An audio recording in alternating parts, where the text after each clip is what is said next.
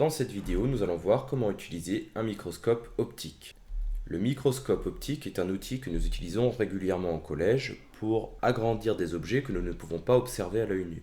Voyons de quoi est constitué un microscope optique. La partie dans laquelle nous allons placer l'œil pour observer l'objet s'appelle l'oculaire. Il agrandit généralement l'objet de 10 fois sa taille.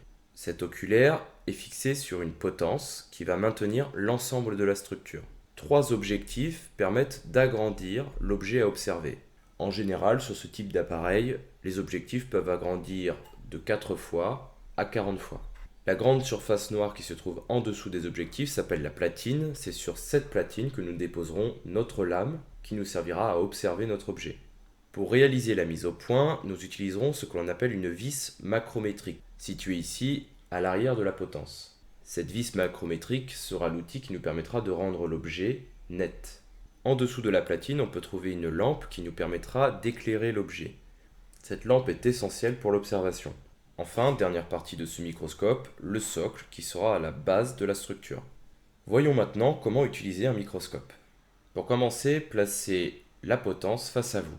Abaissez ensuite l'objectif pour qu'il soit le plus proche possible de la platine.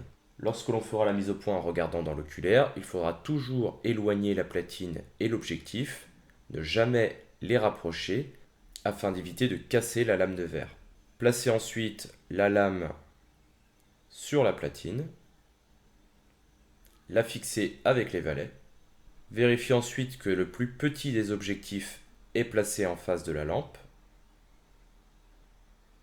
Puis réalisez la mise au point en regardant dans l'oculaire tout en faisant l'ajustement à l'aide des vis macrométriques. Une fois la mise au point réalisée, choisissez l'objectif supérieur.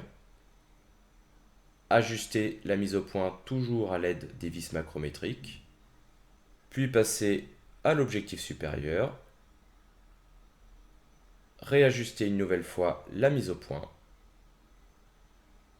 Puis réalisez le dessin d'observation.